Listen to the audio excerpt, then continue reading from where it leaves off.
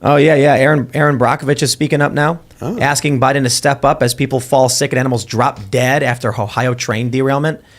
Could this be what knocks Biden out of the race? Maybe a failure to respond to an obvious, massive, disaster. Potentially the worst disaster chemical spill in this country?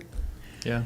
I mean, he's already extremely unpopular. I don't see why it couldn't be a situation where, people have a significant turn against the administration. Isn't that the plot of The West Wing? They're like one of the seasons that like Republican is doing well in the race, and then there's a factory fire or something, and he just can never recover from it. I could be misremembering this. I was never a West Wing fan. Well, you're not a political nerd, Phil. Well, I mean, there's one. I can't do episodic TV. I just don't have the patience. Fair enough. But yeah, I mean, I don't know. But the fact that Aaron Brockovich is making remarks, Right. Yeah. They made a movie about her. Oh, yeah. With Julia Roberts. Mm-hmm. Yeah. And she did.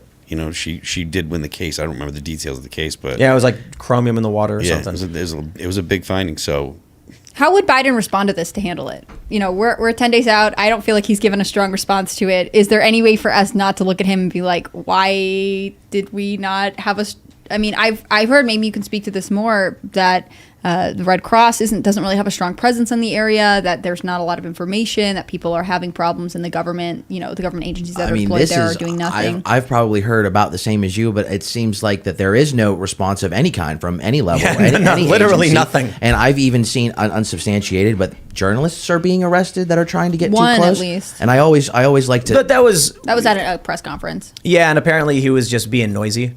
And he was like doing his as live journalists report tend to during, do, as they tend to do. But I mean, I always can't help but think, what would happen if the former guy, this happened underneath him? This would be world-ending news. Yeah. If this happened under Trump. yeah. This would be the worst possible thing. It doesn't matter how it happened; it would be his fault. Mm-hmm. So now that because it's Biden, does he? I heard Biden did it. I mean, I heard the same thing. It's that easy to point the finger, right? It's clearly his fault. Thanks, Biden. He's so obsessed with trains. It does seem like something he'd do. Yeah, I know a guy, and his brother knows one of the people who lives just outside of the town, whose friend lived nearby. He said he saw Biden right there. Good enough for me. If it's good enough for them, why isn't it good enough for us? Right, exactly. Absolutely good enough. So, someone close to the Biden administration office says that Joe Biden personally derailed the train. Wow. The person close to the office was the homeless guy in the alley, but he was physically close to the office. So I'm telling you the truth. Right? That's the narrative. That's how they play those games, man. Yeah. Yeah, but no, in all seriousness, I don't think... And the Biden administration came out and just said the air was safe. Mm-hmm. That's about it.